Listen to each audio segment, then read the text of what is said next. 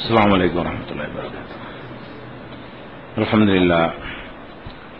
لله نحمده ونستعينه ونستغفره ونؤمن به ونتوكل عليه ونعوذ بالله من شرور أنفسنا ومن سيئات أعمالنا من يهده الله فلا مضل له ومن يضلل فلا هادي له وأشهد أن لا إله إلا الله وحده لا شريك له وأشهد أن محمدا عبده ورسوله أما بعد. கண்ணியத்திற்குரிய எல்லாம் வல்ல அல்லாஹு ஜல்ல ஷானஹு தஆலாவின் நல்லடியார்களே, மனக்குழப்பத்திற்கு இஸ்லாம் கூறும் மகத்தான தீர்வு என்ற இந்த தொடரிலே நேற்றைய தினமும் அதற்கு முந்தைய தினமும் சொல்லப்பட்ட செய்திகளிலே சில சகோதரர்கள் கூடுதலான சந்தேகங்களை எழுப்பியிருக்கிறார்கள். தொழுகையை பொறுத்த வரைக்கும் முழு ஈடுபாட்டோட யாரும் தொழ முடியாது என்பதற்கு நிறைய ஆதாரங்களை நம்ம எடுத்து காட்டினோம். அப்ப தொழுகையில கவனமற்று இருப்பவர்களுக்கு கேடு என்று குர்ஆன்ல இருக்கிறது. தொழும் பொழுது முனாஃபிக்குகள் சோம்பலாக நிற்பார்கள் என்றெல்லாம் இருக்கிறது. அப்ப அதுக்கு மாற்றமாக இது தெரிகிறது என்று ஒரு கேள்வியை சில சகோதரர்கள் எழுப்பியிருக்கிறார்கள். இது நல்ல கேள்விதான். ஆனால் தொழுகையில நம்முடைய கண்ட்ரோல்ல எது இருக்கிறதோ அதுல நம்ம முழு அளவுக்கு சரியாக இருக்க வேண்டும். நம்ம கண்ட்ரோல்ல இல்லாத எதுன்னு கேட்டா மனசு, நம்முடைய செயல்பாடுகள் நம்ம கண்ட்ரோல்ல உள்ளது. அப்ப தொழுகையை சரியா செய்யணும், ஒழுங்கா செய்யணும், அலட்சியமா இருக்கக்கூடாது என்பதனுடைய அர்த்தம் என்னன்னு கேட்டா, எந்த அளவுக்கு நிக்க சொல்றோமோ அவ்வளவு நிக்கணும், எவ்வளவுக்கு குனிய சொல்லி இருக்கிறாங்களோ அவ்வளவு நேரத்துக்கு குனியணும், என்னென்ன ஓத வேண்டும் என்று சொன்னார்களோ அதையெல்லாம் ஓதணும். சும்மா குனிஞ்சா நிமிர்ந்து இருந்தா அது அலட்சியம். அதான் கேர்லெஸ்ஸா தொழுகிறது என்பது. அப்ப சொற்கள் செயல்கள் இந்த ரெண்டும் நம்ம கண்ட்ரோல்ல உள்ளது. சொல்ல வேண்டியதை சொல்லலாம், சொல்லாம இருக்கிறத விட்டுறலாம். செயல்கள் நம்ம கண்ட்ரோல்ல, கையை தூக்க நினைச்சா தான் தூக்கலாம், இல்லைன்னா விட்டுறலாம். ஆனா மனசுல அது நினைக்கிறது இது நினைக்கிறதுலாம் நம்ம கண்ட்ரோல்ல உள்ளதா? நம்மளுக்கு அதுவா வரும். தொழுகை நின்ற உடனேயே நம்மை மீறி பல சந்தேகங்களும் பல குழப்பங்களும் பலவிதமான எண்ணங்களும் வரும். அப்ப நம்முடைய கண்ட்ரோலை மீறிய விஷயங்கள்ல நம்ம முழுசாக ஒன்ற முடியாது. எதெல்லாம் கண்ட்ரோல்ல உள்ளதா இருக்கிறதோ அது கரெக்டா செய்யணும். தொழுகையில திருடன்னு சொல்றாங்க. அப்ப நிக்கிறதுக்கு ரசூலுல்லாஹ் சொல்றாங்க, யார் ஒருத்தர் ருக்குவையும் சஜிதாவையும் பூரணமா செய்யலையோ அவர் தொழுகவே இல்லை என்றெல்லாம் சொல்லி இருக்கிறார்கள்.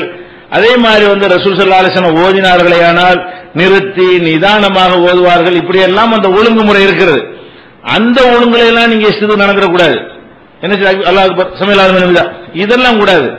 அந்த அல்லாஹ் அக்பர் அதை கரெக்டா சொல்லணும், சமிஅல்லாஹு லிமன் ஹமிதான அதை கரெக்டா சொல்லணும். ருக்குல இருந்து எந்திரிச்ச உடனே ஓடிடக்கூடாது.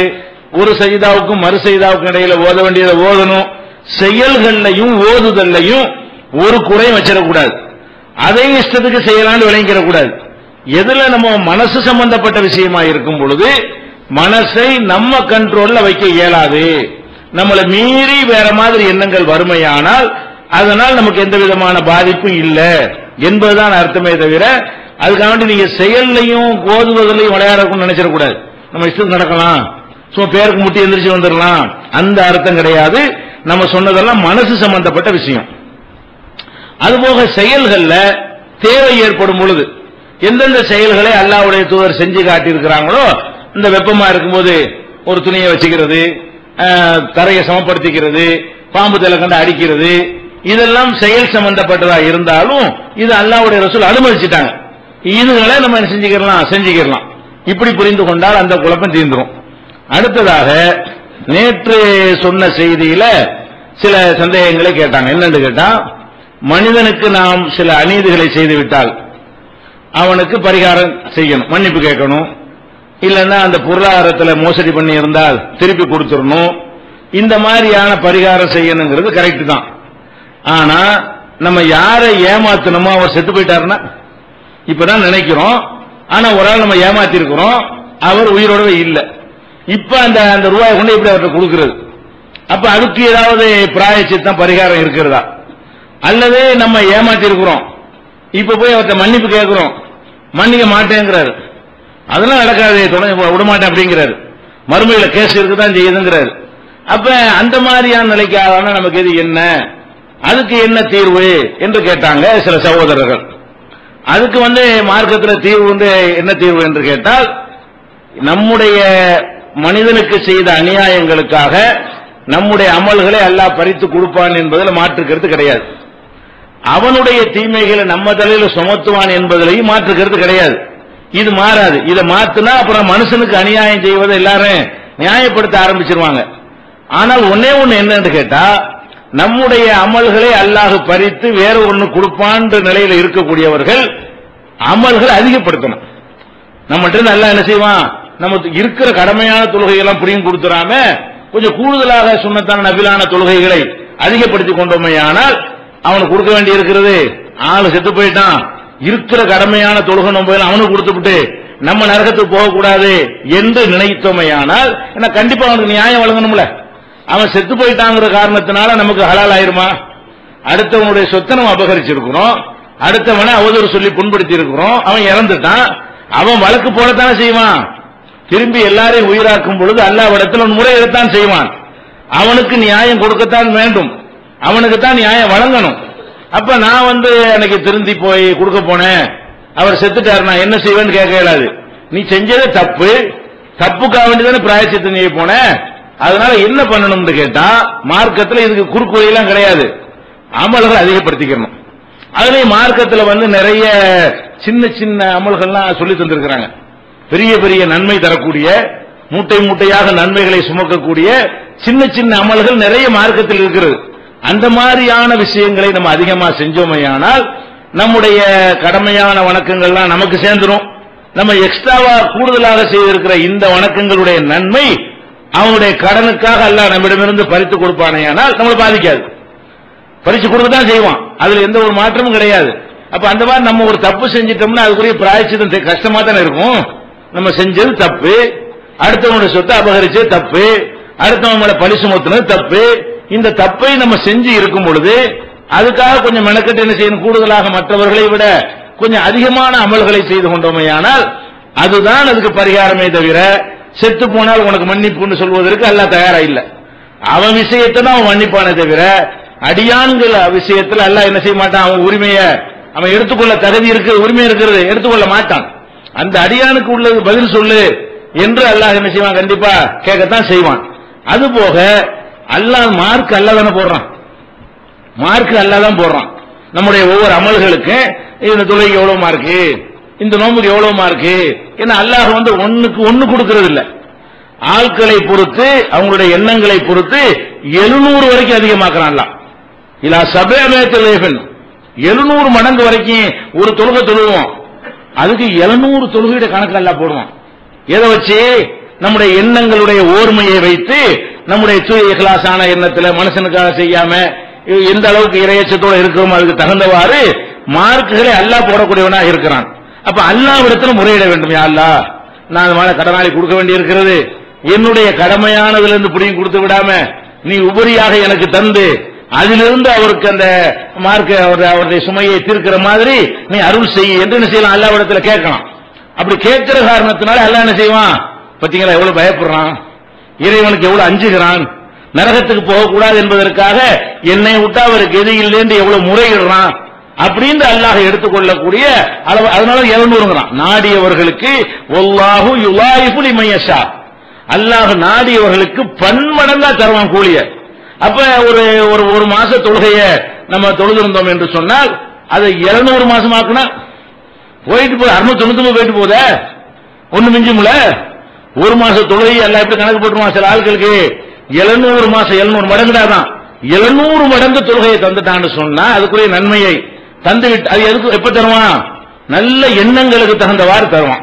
நல்ல எண்ணம் இது கூட நல்ல எண்ணம் தானே. ஒரு மனுஷன் நம்ம ஏமாத்திட்டோம், அவன் இல்ல அல்லது மன்னிக்க மாட்டேங்கிறான், முடியவே முடியாது, மறுமையில அவனை பாத்துக்கிறேன், இந்த உலகத்தில் என்னை தலையில் இருந்தாலும் ஏத்துக்கிற மாட்டேங்கிறான், உசுரோடு தான் இருக்கிறான், மன்னிக்க மாட்டேன்னு சொல்றான். அப்ப நம்ம திருந்த நினைச்சா கூட ஏத்துக்கிற மாட்டேங்கிறான். அப்ப நம்ம என்ன செய்யணும், படைச்சவன்ட்ட முறையிட்ட வேண்டியதான். இறைவா நீ பார்த்து எனக்கு என்ன செய்ய, என்னுடைய அமல்கள் எல்லாம் இவங்களுக்கு கொடுக்கறதுக்கு சரியா இருக்கும் போல இருக்குது, அந்த மாதிரி என்னை முஃப்லிஸாக்கி விடாமல், என்னை ஓட்டாண்டி ஆக்கி விடாமல், எனக்கு பன்மடங்கு தருவதாக சொல்லி இருக்கிறாயே, அந்த லிஸ்ட்ல என்னையும் சேர்த்து நான் செய்கிற ஒவ்வொரு அமலுக்கும் 700ஆக பல மடங்காக தந்து அவர்களுக்கு கொடுத்தது போக எனக்கு மிஞ்சிற அளவுக்கு ஆக்குன்னு கேட்டா அவனுக்கு என்ன பெரிய கஷ்டமா அல்லாவுக்கு? அவன் தான் தரக்கூடியவனா இருக்கிறான். ஓட்டு விடுறான்றான்ல, ஓடு போயிட்டு போறான். அதனால இந்த மாதிரி முடிஞ்ச அளவுக்கு பிராயச்சித்தத்துக்கு முயற்சி பண்ணுங்க. நம்ம சைடு கரெக்டா இருந்து எதிர் சைடு கரெக்டா இல்லை என்று சொன்னால் அதுக்காக வேண்டி 2 வழிதான். ஒன்னு அமல் அதிகப்படுத்துங்க, 2வது அல்லாஹ் இடத்துல அதிக மார்க்கு கேளுங்க. அல்லாஹ் இடத்துல என்ன செய்யுங்க, போனஸ் மார்க்கு கேளுங்க. அவன் தரக்கூடியவனா இருக்கிறான். சின்ன சின்ன விஷயத்துக்கும் பெரிய பெரிய நன்மைகளை தருவான். யாரெல்லாம் நீ மறுமை வாழ்க்கையை பாழாக்கிறாத, அவனுக்கு நான் என்ன கொடுக்கணுமோ என்னுடைய அமல்ல இருந்து நீ கொடு, ஆனா அதிகமான நன்மை எனக்கு போட்டு என்னை பாதிக்கிற அளவுக்கு ஆக்கிறாத. இதுதான் அதுக்கு உரிய தீர்வு இருக்கிற காரணத்தினால் அப்படி நீங்கள் யாருக்காவது மோசடி செய்து அல்லது ஏமாத்தி அல்லது துரோகம் செய்து அவங்க மனம் புண்படுற விதமாக நடந்து அவங்க உரிமைகளை பறித்து இப்படி ஏதாவது ஒண்ணு செய்திருப்பீர்களே, ஆனால் அதுக்கு ஒண்ணு என்ன செய்யணும், அமல் அதிகரிங்க. சின்ன சின்னதுக்கெல்லாம் சொல்றாங்க. அதாவது சுப்ஹானல்லாஹி வ பிஹம்திஹி சுப்ஹானல்லாஹில் அஸீம், இது சொன்ன பயங்கரமான நன்மை அப்படின்னு சொல்றாங்க ரசூல் ஸல்லல்லாஹு அலைஹி வஸல்லம். அட நீங்க ஒரு தெருவுல நடந்து போகும் ஒரு முள்ளு கிடக்குது, போய்கிட்டு ஓரமா அள்ளி போய் எடுத்து போட்டு போனீங்கன்னு வைங்க, அதுக்கு பயங்கர நன்மை இருக்குன்னு சொல்லப்படுகிறது. இப்படி நன்மையான காரியங்கள் நிறைய இருக்கிறது. தொழுகணும் மாத்த நன்மை இல்லை, அது மாதிரி என்னென்ன நல்லது இருக்கு எல்லாத்தையும் செஞ்சுட்டு இருந்தோமே. ஆனால் இந்த சொன்னாங்க ரமலான் மாசத்துல பல மடங்கு அல்லாஹ் கூலியை தரக்கூடிய ஒரு கருணையாளனாக இருக்கிறான். அதுலயும் லைலத்துல் கத்ர் இரவுல செய்யற வணக்கம் ஒரு இரவு 1000 மாதங்களுக்கு சமமானது, மேலானது, சமமானது கூட இல்ல. அப்ப அந்த ஒரு இரவில் நம்ம ஒரு அமல் செய்தோமே ஆனால் அந்த இரவு நம்ம கரெக்டாக அடைஞ்சிட்டோமே ஆனால் அன்னைக்கு செய்யற ஒரு இரவு அமல் எவ்வளவு ஆயிரும், 1000 மாசத்துக்கு சமமாயிரும். அப்படி ஒரு இரவு நம்ம வாழ்க்கையில அடைஞ்சி 10 நாள் தேட சொல்றாங்க இல்லையா, கடைசி 10 நாள் அதுல தேடி அந்த லைலத்துல் கத்ருடைய இரவுல நம்ம கரெக்டான முறையில எல்லா இபாதத்துகளையும் ஒழுங்கா செஞ்சு ஒரு தடவை அடைஞ்சிட்டோமே என்று சொன்னாலும் கூட அந்த 1000 மாசத்துல 999 அவனுக்கு கொடுத்துட்டு போறது, நம்ம கணக்காரனு கொடுக்க வேண்டி இருந்தா அந்த மாதிரி பன்மடங்கு அல்ல தர்றான்ல, பாஸ் மார்க் கிடைச்சிரும்லங்க. அப்ப அந்த மாதிரி எல்லாம் அல்ல குறுக்கு வழி நமக்கு தந்துதான் இருக்கிறான். மனிதனுடைய பலவீனத்தை கவனத்தில் கொண்டு இந்த மாதிரிலாம் ஒண்ணு செய்வாங்க. பிராயச்சித்தம் செய்ய நினைப்போம், வாய்ப்பு இல்லாம போயிடும். அல்லாஹ் இடத்துல கேட்கறதா இருந்தா எப்ப வேணாலும் கேட்டுக்கலாம், மனுஷன் கேட்கறதா இருந்தா அப்படி கேட்க முடியாது. அந்த மாதிரி எல்லாம் இருக்கிற காரணத்தினால் அல்லாஹ் என்ன செய்யறான், இந்த ரமலான் உங்களுக்கு பெரிய வாய்ப்பு தான். இந்த ரமலான் இலாவது யார் யாருக்கு கடன் எல்லாம் தீர்க்க வேண்டியிருக்கோ, எவெல்லாம் மூத்தா போயிட்டானோ அவங்களுக்கு நம்ம அமல் அல்லாஹ் பரிசு கொடுத்துடக்கூடாது என்பதற்காக வேண்டி இந்த இரவை நம்ம அடைவோம், அதை முழுமையா நல்ல விதத்தில் பயன்படுத்திக்கிறோம். அதுல மட்டுமாவது கெட்ட செயல்கள்ல இருந்தும் கெட்ட எண்ணங்கள்ல இருந்து விடுபட்டு அந்த ஒரு புனிதத்தை 1000 மாசத்து நன்மையை நாங்க அடைவோம். இப்படி ஒரு சங்கற்பம் எடுத்துக்கொள்வதன் மூலமாக கூட இப்படி பிராயச்சித்தை எடுத்துக்கொள்ளலாம். இன்னும் தேர்ந்த நிறைய கிடைக்கும். எதுல எல்லாம் ஹதீசுகளை படிக்கும் பொழுது எதெல்லாம் நன்மையான காரியங்கள், சின்னதுக்கு பெரிய பெரிய நன்மை கிடைச்சு போயிடும். அந்த மாதிரி காரியங்களை நம்ம செய்து ரிசர்வ் பண்ணி வைத்துக் கொண்டோமே ஆனால் நம்ம நிறைய பணம் சேர்த்து வச்சு கொண்ட 1 கோடி ரூபாய் சேர்த்துட்டோம், 1 லட்ச ரூபாய் கடன் கொடுக்க வேண்டியது பெரிய மேட்டரா இது. நம்ம கிட்ட 1 கோடி ரூபாய் அளவுக்கு சேர்ந்துருச்சுன்னு சொன்னா 1 லட்ச ரூபாய் கடனால வேற இந்த தூக்கி போட்டு போயிடும், 10 காசு மாதிரி தூக்கி போட்டு போயிருவோமே. அப்ப அந்த மாதிரி நம்ம கடனாளியாக மறுமையில் கடனாளியாக நிற்போமே ஆனால் மறுமைக்காக நிறைய சேர்த்துக்கிறங்க, டாபிக் ஓவர் ஆயிரும். அதனால அதுக்கு மன அழுத்தம் தேவை கிடையாது. அதுக்கு ஒரு முடிவை மார்க்க சொல்லி இருக்கும் போது அந்த முடிவை நோக்கி பயணத்தை தொடருங்க, சரியா போச்சு, அவ்வளவுதான். அந்த டென்ஷன் நீங்கி விடுகிறது என்பதை நீங்கள் மனதில் வைத்துக் கொள்ள வேண்டும். அடுத்ததாக இப்ப தலைப்புக்குள்ள நம்ம வருவோம். தொடர்ச்சியில நம்ம வாழ்கிற இந்த உலகத்தில் ஏராளமான குழப்பங்கள் நமக்கு ஏற்படுகிறது. என்ன குழப்பம் ஏற்படுது? சில பேர் நல்ல மனுஷனா இருப்பாங்க, முஸ்லிமா இருக்க மாட்டான், ஆனா எல்லா விதமான தான தர்மம் செய்வதில் இருந்து வாரி வாரி வழங்குறதுல இருந்து பொய் சொல்லாம இருக்கிறதுல இருந்து பண்பாட நடக்கிறதுல இருந்து பல முஸ்லிமை விட அவன் நல்லவனா இருப்பான். அவனுக்கு அல்லாஹ் என்ன கொடுக்க மாட்டான், சொர்க்கம் கொடுக்க மாட்டான், ஏன் ஈமான் இல்லாதனால. அப்படி நம்ம சொல்றோம்ல, இது ஒருத்தர் குழப்பமா இருக்கு. என்னடா இது இப்படி இருக்கு, நம்ம நல்லவன், நம்மள முஸ்லீமோட நல்லா இருக்கிறான், இவன் கூட கொடுக்க மாட்டான், வாரி வாரி கொடுக்குறான், அவனுக்கு சொர்க்கம் இல்லைன்னு அது எப்படி அப்படிங்கிற மாதிரி ஒரு எண்ணம் சில பேர். இதுல ஒரு குழப்பம் தானே, இதுல ஒரு வித்தியாசமான ஒரு குழப்பம் நமக்கு வரும். அதே மாதிரி முஸ்லீம் அல்லாத ஒருத்தருக்கு பிறந்த ஒரு குழந்தை இறந்து போச்சுன்னு வைங்க, அதனுடைய நிலைமை எங்க கொண்டு சேர்க்கிறது, அதுவும் அந்த லிஸ்ட்ல சேர்க்கப்படுமையானால் அப்ப அது ஒரு அநீதி தானே. அது குழந்தைக்கு என்ன செய்யும், அவன் பெருசா வளர்ந்து ஆளாகி அவன் குஃபுர்ல இருந்தா தானே அவனை தண்டிக்கணும் என்கிற மாதிரியான ஒரு குழப்பம் சில பேருக்கு என்ன செய்யும் ஏற்படும். அதே மாதிரி காடுகள்ல மக்கள் தொடர்பு இல்லாத இடங்கள்ல எவ்வளவு பேர் வசிக்கிறாங்க, அவங்களுக்கு இஸ்லாம் தான் என்னென்ன தெரியாது, குர்ஆனுடைய போதனைலாம் அவங்களுக்கு போய் சேர்ந்திருக்காது. அப்ப அவங்களுக்கு எல்லாம் அல்லாஹ் நம்பலன்னு சொல்லி தண்டிச்சா என்ன ஆகுறது? அவனுக்கு லா இலாஹ இல்லல்லாஹ் தெரியுமா? அவனுக்கு முகமது ரசூலுல்லாஹ் தெரியுமா? அப்ப ஷிர்க் வச்சா அவனை நரகத்துல போட வேண்டாம், அது என்ன நியாயம்? இது மாதிரி எல்லாம் பல சந்தேகங்கள் என்ன செய்ய நமக்கு வருகிறது. அதே மாதிரி எல்லாமே அல்லாஹ்வுடைய நாட்டப்படி தான் நடக்குது, அல்லாஹ்வுடைய நாட்டப்படி தானே நம்ம கெட்ட செயலும் செய்கிறோம், அப்புறம் ஏன் நம்மள போய் தண்டிக்கணும்? இதெல்லாம் குழப்பம் தானே. நம்ம ஒரு கெட்ட செயலை செஞ்சிட்டோம் என்றால் நம்மளால செய்யறோம், நம்ம அந்த மாதிரி செய்யற மாதிரி அல்லாஹ் நம்ம படைச்சிருக்கிறோம், நம்முடைய மூளை அமைப்புல அது மாதிரியான ஏற்பாடுகளை எல்லாம் செய்திருக்கிறான். அப்படி அவன் எழுதினபடி நம்ம நடக்கும் பொழுது நம்மளை தண்டிக்கிற என்ன நியாயம்? இப்படியான ஒரு குழப்பங்கள் எல்லாம் என்ன செய்யும் வரும். அதே மாதிரி உலகத்தில் ஏற்படக்கூடிய பல துன்பங்களுக்கு என்ன செய்யும் வறுமை வருகிறது. இந்த வறுமை வரக்கூடிய நேரத்தில் அது நம்மளை என்ன செய்கிறது பெருசாக பாதிக்கிறது. ஏன் நமக்கு மட்டும் வறுமை வருது?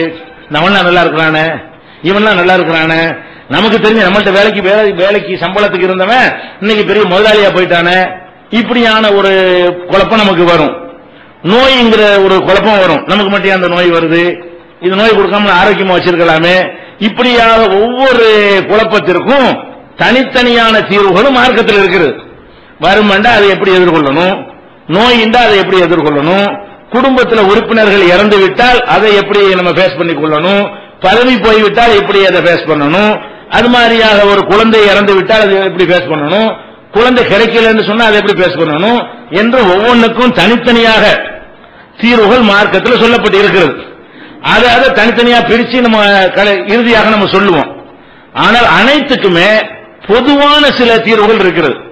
சிலதுக்கு பொதுவான மருந்து இருக்கும்ல, எந்த நோய்க்கு நீங்க போனாலும் டாக்டர் என்ன செய்வாரு, வயிற்று வலினா வயிற்று வலிக்கு உள்ள ஒரு மருந்து தருவாரு, அதோட என்ன செய்வாரு, நல்ல ரெஸ்ட் எடுங்க பாரு, ரெஸ்ட் எல்லா நோய்க்கும் சொல்லுவாரு அவர். காய்ச்சல் போனா என்ன செய்வாரு, காய்ச்சலுக்கு மருந்து தந்து என்ன செய்வாரு, கொஞ்சம் ரெஸ்ட் எடுத்துக்கிற பொது ஒன்று இருக்குல்ல, இந்த ரெஸ்ட் எடுக்கணும், கொஞ்சம் நல்லபடியா தூங்குங்க, வெயில்ல அலையாதீங்கன்னு சொல்லி எந்த நோய்க்கு போனாலும் அதற்குரிய தனி மாத்திரையும் கொடுப்பாரு. அதெல்லாம் எப்ப வேலை செய்யும்னு கேட்டா இது கரெக்டா இருக்கணும்.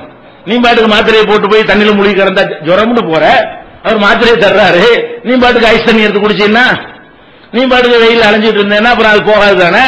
அப்ப அந்த உடம்புடைய பலவீனத்தை சரி பண்ணுவதற்காக எல்லா நோய்களுக்கும் சில பொதுவான அறிவுரைகள் என்ன செய்வாங்க மருத்துவர்கள் சொல்லுவாங்க. உடல் நோய்க்கு அப்படி இருக்குது. உடலுக்கு எந்த நோய் வந்தாலும் என்ன செய்யணும், ஃபர்ஸ்ட் நீங்க ரெஸ்ட் எடுத்தா பாதி நோய் போய்விடும். இந்த மாத்திரை ஒரு பாதி வேலையை தான் செய்யும். அந்த மாதிரி இந்த எல்லா விதமான மனக்குழப்பத்திற்கு பொதுவாக சில மருத்துவம் இருக்கு மார்க்கத்தில். அதை பொதுவாக நம்ம தெரிஞ்சு வச்சுக்கணும். இதை மட்டும் நம்ம ஸ்டடி பண்ணிக்கிட்டோமே ஆனால் எந்த மாதிரியான மனக்குழப்பம் நமக்கு வந்தாலும் மன அழுத்தம் வந்தாலும் இந்த பொதுவான மருந்து என்ன, அது உறுப்பு வருவது.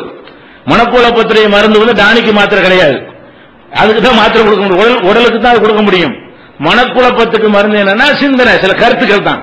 அந்த கருத்துக்களை உள்வாங்கி அதை உருப்போட்டு அதையே திங்க் பண்ணி சிந்திச்சு அதை மூடையில பதிய வச்சுக்கிட்டோம்னு சொன்னா அது அந்த குழப்பத்தை அடிச்சு தட்டிக்கிட்டே இருக்கும்.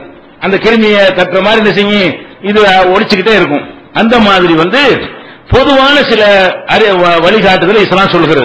இந்த பொதுவானதை நீங்கள் மனசுல வச்சுக்கிட்டாலே அநேகமான குழப்பம் தீர்ந்து விடும். அந்த பொதுவானதுல ஃபர்ஸ்ட் விஷயம் என்ன, இந்த விஷயத்தை நீங்க மனசுல வைக்கணும். என்ன விஷயம்னா, இப்ப நமக்கு வறுமை வருது, நோய் வருது, அல்லது உலகத்துல ஏதோ நமக்கு பிடிக்காத ஒண்ணு என்ன செய்கிறது நடக்கிறது. இதெல்லாம் நடக்குதுன்னு சொன்னா இதெல்லாம் ஒருத்தன் செய்யறான், இதெல்லாம் ஒரு இறைவன் தானே செய்யறான். உங்களுக்கு நோய் வந்தாலும் அதை செய்யற ஆள் யார், தர்ற ஆள் யாரு, இறைவன் தான். உங்களுக்கு வறுமை இருந்துச்சுன்னா அந்த வறுமையை தர்றவன் யாரு, இறைவன் தான். அப்ப என்ன துன்பத்தை, ஒரு குழந்தை இறந்து போச்சா அல்லாஹ் தான் காரணம், ஒரு குழந்தை உங்களுக்கு இல்லையா அதுக்கு அவன் தான் காரணம், குடும்ப வாழ்க்கை சரியா அமையலையா அவன் தான் காரணம்.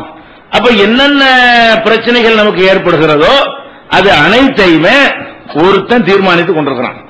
அனைத்தையும் அதாவது இஸ்லாமிய நம்பிக்கை, இஸ்லாமிய தத்துவமே என்னது, அனைத்து காரியங்களையும் படைத்த இறைவன் என்ற ஒருத்தன் தான் தீர்மானிக்கிறான்.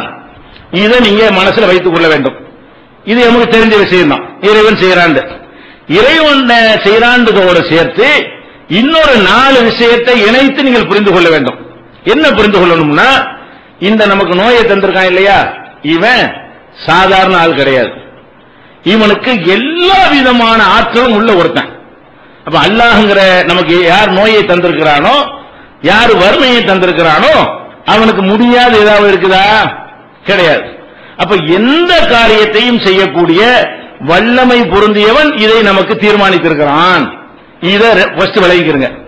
இரண்டாவதாக, அவன் எதை முடிவு செய்யறதா இருந்தாலும் அவன் இஷ்டப்படிதான் செய்வானே தவிர யாருடைய விருப்பப்படியும் யாருடைய கோரிக்கைப்படியும் யாருடைய ஆலோசனையை பெற்றும் அவன் செய்ய மாட்டான். உன்னை செய்ய நினைச்ச அவன் நினைச்சதுதான். அதுல யாரும் கிராஸ் பண்றதோ எதிர்த்து கேள்வி கேட்கிறதோ முடியாது என்று அப்படிப்பட்ட ஒருத்தன் இதை தீர்மானிக்கிறான். எப்படி நீங்க நினைக்கணும்? நமக்கு வந்திருக்கக்கூடிய எந்த விதமான இன்னல்கள் துன்பங்களாக இருந்தாலும் அதை ஒரு பயங்கர சக்தி படைத்த ஒருத்தன் இருந்து செய்து கொண்டிருக்கிறான். அவன் தான் இந்த புரோகிராம்களை வகுத்து வைத்திருக்கிறான் என்று நினைக்கணும். இரண்டாவதாக, அவன் எதை நினைச்சான் அதுதான். எந்த ஒரு கிரவுண்ட்லயும் அடங்க மாட்டான். கிரவுண்டே போடுறது அவன் தான். அவனுக்கு கிரவுண்ட் போட முடியுமா? அல்லாஹ் நினைச்சானா எதை வேணாலும் செய்வான். அப்ப எதை வேண்டாலும் செய்வதற்கு உரியவனா, எதை வேண்டாலும் செய்ய சக்தியும் இருக்கிறது. சக்தி இருப்பதை செயல்படுத்த நினைச்சதை செய்வேன். எங்கிட்ட யாரும் என்ன செய்யக்கூடாது, கொஸ்டின் பண்ணக்கூடாது என்ற ஒருவனால் இது நடக்கிறது. அதாவது எதிர்த்து கேள்வி கேட்க முடியாத ஒருவனால் இது தரப்பட்டு விளங்கிக்கணும். இந்த வறுமையோ நோயோ எதிர்த்து நம்ம பேஸ் பண்ண முடியாத ஒருத்தன் மூலமாக வந்திருக்கிறது. இதை நம்பணும். அதுபோக இதையெல்லாம் செய்யறான அவன் கூமுட்டை கிடையாது. அவன் விவரமானவன். இந்த நமக்கு நோயை தர்றான அவன் விவரம் கட்டவன. விவரம் கட்டு போய் உன்னோட ஒண்ணு செஞ்சிட்டாலாவது என்ன செய்யலாம், அது விமர்சிக்கலாம். அவனுக்கு நிகரான ஒரு அறிவு யாருக்கும் கிடையாது. நமக்குள்ள அறிவெல்லாம் அவனுடைய அறிவுல ஒரு கடல்ல ஒரு ஊசியை முக்கி எடுத்தால் எவ்வளவு தண்ணி வருமோ அதை விட குறைவு. ஒரு கடல் பூரா ஞானம் வைத்துக் கொண்டிருக்கலையானால் ஒரு ஊசிய கடல்ல முக்கி எடுத்தோம்னா எவ்வளவு தண்ணியில ஒட்டிக்கிட்டு வரும். அதுதான் நம்ம அனைவருடைய இல்மும். நம்ம அனைவருடைய ஞானம் எவ்வளவுதான், இந்த அளவுக்கு உள்ளதுதான். அப்ப நம்ம ஒரு அறிவும் இல்லாம இருந்துட்டு நம்ம பேசிக்கிட்டு தெரியும். இதை செஞ்சவன் பயங்கரமான ஒரு அறிவாளி. அவனுக்கு அறிவு மிஞ்சின ஒரு ஆள் கிடையாது. அப்படிப்பட்ட ஒரு அறிவாளி இதை செய்கிறான். அறிவாளியா இருக்கிறதுனால சரியாத்தான் செய்வான். அவன் வறுமையை தந்தாலும் சரியாத்தான் இருக்கும், நோயை தந்தாலும் சரியாத்தான் இருக்கும், செல்வத்தை தந்தாலும் சரியாத்தான் இருக்கும் என்ற ஒருவனிடமிருந்து நமக்கு இது ஏற்படுகிறது. அதே போல அவன் நீதியாளர் இருக்கிறான். நாலாவது என்னது, நீதியாளன். அவன் எதை செஞ்சாலும் அநியாயமா செய்ய மாட்டான், சரியாவும் செய்வான். ஒரு காலத்திலையும் ஒருவருக்கும் ஒரு அநியாயம் அவன் செய்ய மாட்டான். இப்படி 4 தன்மை உள்ள 4 ஆற்றல் உள்ள ஒருவனிடம் இருந்துதான் இதெல்லாம் ஏற்படுகிறது. எப்படி நீங்க நினைக்கணும்? அவன் நினைச்சதை செய்வதற்கு ஆற்றல் மிக்கவன், நினைச்சதையெல்லாம் செய்து முடிக்கக்கூடியவன், யாருடைய ஆலோசனை அவனுக்கு தேவையில்லை. அதுபோக அனைத்தையும் அறிந்தவன், அனைத்திலுமே நீதியை கடைபிடிக்கிறவன். அப்படியான ஒருவனிடமிருந்து ஒரு செயல்பாடு வரும் பொழுது அதை எதிர்க்க முடியுமா? நமக்கு விளங்காம சில துன்பங்கள் மாதிரி தெரியும். ஆனால் இது எதிர்த்து நிக்க ஏழுமா? முதல்ல நீங்க ஒரு நாட்டில் இருக்கிறீங்க, அந்த நாட்டில் என்ன செய்யறான்னு கேட்டா ஒரு தெருவை காட்டி ஒன் வேண்டு ஒரு போர்டை போட்டு வச்சிருக்கிறான். ஒன் வேண்டா என்ன, அதாவது வண்டி போகக்கூடாதுன்னு அர்த்தம். ஒரு வழி பாதை, அங்கிருந்து வண்டி இப்படி வரலாமே தவிர இங்க இருந்து வண்டி போகக்கூடாதுன்னு என்ன செய்வான், ஒன் வேண்டு போட்டு வச்சிருப்பான். உண்மையை பார்த்துட்டு நம்ம என்ன செய்வோம், ஆஹா இதுல போகக்கூடாது அப்படின்னு போயிடுறோம். இதையா நம்ம கட்டுப்படுறோம். நீ என்னடா உண்மை பொருள் உள்ள யாராவது போறோமா? போக மாட்டாங்க. போனோம்னா பிடிப்பாங்க. அது எப்படி போடலாம்? ஏன் அந்த தெருவு உண்மை போட்டா என்ன, இந்த தெருவை ஏன் போட்டான்னு நம்ம கேட்க முடியுமா? அவன் ஒன்னேன்னு ஒருத்தன் போட்டான்னு சொன்னா நம்ம என்ன நினைக்கிறோம், நம்மளுக்கு மேல ஒரு சக்தி உள்ள ஒருத்தன் சொன்னால் நமக்கு அது பிடிக்காம இருந்தாலும் நமக்கு அது புரியாம இருந்தாலும் நம்ம என்ன செய்யறோம், கட்டுப்படுறோம். உண்மைன்னா போக மாட்டேன். ஏன் 50 ரூபாய் பையனுக்காக வேண்டி கட்டுப்படுறோம். எதுக்காக இது பண்றோம்? 50 ரூபாய் காசு மட்டும் போகக்கூடாதுங்கிறதுக்காக வேண்டி இந்த மாதிரி ஒரு ஆர்டர் பண்றான்னு சொன்னா என்ன செய்யறோம், நம்ம கட்டுப்பட்டு போறோமா இல்லையா? ஏன் கட்டுப்படுறீங்க? இந்த உத்தரவை உங்களை விட ஒரு பெரிய இடத்திலிருந்து வருது, அதான காரணம். எது கட்டுப்படுறீங்க? இந்த மாதிரி போகாத, இந்த தெருவில் போகாத என்பது உங்களை விட உங்களை தண்டிக்கக்கூடிய, கைது செய்யக்கூடிய, சிறையில் அடைக்கக்கூடிய, அபராதம் போடக்கூடிய ஒரு இடத்திலிருந்து இந்த உத்தரவு வருகிறது. இதை எதிர்த்து நிற்கிறதுக்கு நமக்கு முடியாது. அடங்கிறோமா இல்லையா? போய் வண்டியில போயிட்டு இருக்கிறீங்க, என்ன செய்யறான்? திடீர்னு சிவப்பு லைட் போறோம், நம்ம அவசரமா போறோம், 10 நிமிஷம் போய் நிக்கணும் அப்படின்னு போயிட்டு இருக்கிறோம். ரோடு பொதுவானதுதான், திடீர்னு சிவப்பு லைட் போட்டுருவாங்க, நம்ம நிக்கிறோம். நீ என்னடா சிவப்பு லைட் போடுறது ஏன்னு கேட்க மாட்டேங்கிறோம், ஏன் மீறி போக மாட்டேங்கிறோம்? அது பெரிய இடத்து உத்தரவு. நம்மளுக்கு மேல ஒரு பெரிய சக்தியிடம் இருந்து இது வருகிறது. நமக்கு சங்கடமா தான் இருக்கும். நம்ம 10 நிமிஷத்துல அந்த இடத்துக்கு போய் அடையணும் என்கிற நிலையில் பார்த்தோமே, ஆனால் நமக்கு அது சங்கடமா தான் இருக்கும். ஏன் இந்த மாதிரி பண்றாங்க? நம்ம 10 நிமிஷத்துக்கு சேரணுமே, அது ஏதோ முக்கியமா அந்த 10 நிமிஷத்தில் முடிவு. பிளைட்டை பிடிக்க வேண்டியிருக்குன்னு வைங்களேன், பிளைட்டை பிடிக்க வேண்டியிருக்குன்னா நீங்க போயிட்டு இருக்கிறீங்க, இந்த 10 நிமிஷம் பிரேக் பண்ணிட்டாங்கன்னு சொன்னா பிளைட் போக முடியாது, ஏற்பட மூடிடுவான். அந்த மாதிரி உள்ள ஒருத்தனுக்கு எப்படி தெரியும்? நியாயமா இருக்கு, போக முடியும், பிடிச்ச லைட்டை போட்டு கெடுத்து விட்டாங்க, சேப்பு லைட்டை போட்டு அப்படின்னு நினைக்குவான். ஆனால் கட்டுப்படுறானா இல்லையா? அந்த மாதிரி ஒரு உத்தரவு இருந்தா தானே விபத்துகள் நடக்காம இருக்கு. ஒருத்தர் 2 பேருக்கு பாதிக்குதுங்கிற காரணத்தினால அப்படி ஒரு உத்தரவு போடாம ஏன் வேண்டாலும் எப்படி வேண்டாலும் போய்க்கன்னு சொன்னா ஒரு நாளைக்கு 4 பேர் சாப்பிடுறதுக்கு 400 பேர் சாப்பிடுவானா இல்லையா? அந்த மாதிரியான விபத்துகள் எல்லாம் ஏற்பட்டுவிடும். அதுக்கு நம்ம கட்டுப்படுறோம். நம்ம ஒரு வயல்ல விவசாயம் பண்ணி நெல்லை உற்பத்தி பண்றோம், மிளகாயை உற்பத்தி பண்றோம், மல்லியை உற்பத்தி பண்றோம், நம்ம இஷ்டத்துக்கு விற்க வேண்டியதானே. அதுல வந்துட்டு எனக்கு 4 ரூபா கொடுக்குறான். யாரு கேட்கிறா? ஒரு கவர்மெண்ட் இருந்து என்ன செய்யறான்? நெல்லா 4 ரூபாய் வரி, புல்லா அதுக்கு வரி, புளியா வரி, தீப்பெட்டியா வரி. நம்ம தீப்பெட்டி தயாரிச்சு அவனுக்கு வரி கொடுக்க வேண்டியிருக்கு. கொடுக்குறோம். ஏன் கொடுக்குறோம்? ஏன்டா நான் ஏன்டா உனக்கு தரணும்? அது கரெக்டா தெரிஞ்சாலும் நமக்கு என்ன செய்ய, என்ன நமக்கு முடியும்? தரமாட்டேன்னு சொல்ல முடியுமா? தரமாட்டேன்னு விடுவாங்களா? வலுக்கட்டாம எடுத்துட்டு போயிடுவாங்க. அப்ப நம்மள வலுக்கட்டாம எடுத்துட்டு போயிடுவான்னு நினைக்கும் பொழுது அதை நீங்க எப்படி உபயோக பண்றீங்க, எப்படி கட்டுப்படுத்துறீங்க? இவன் ஒரு பெரிய அதிகாரிலாம் கிடையாது, நினைச்சதெல்லாம் செய்யற அதிகாரியவன். இந்த 4 தன்மை இருக்கா? இப்ப நான் சொன்ன 4 தன்மை எத்த வேண்டாலும் செய்யக்கூடிய ஒரு ஆற்றல் உள்ளவர்களா இவர்களா? இல்ல. அதே மாதிரி அனைத்தையுமே அறிந்து வைத்திருக்கக்கூடியவர்களா? இல்ல. நினைச்சதெல்லாம் உத்தரவுப்படி செஞ்சிட முடியுமா? அதுவும் கிடையாது. எல்லாத்தையும் நீதியா நேர்மையா நடக்கிறவனா? அதுவும் கிடையாது. ஆனாலும் அவனுக்கு கட்டுப்படுறான். எப்படி கட்டுப்படுறான்? பிடிக்காதான் கட்டுப்படுறான். நமக்கு வெறுப்பா இருந்தாலும் கட்டுப்படுறோம்.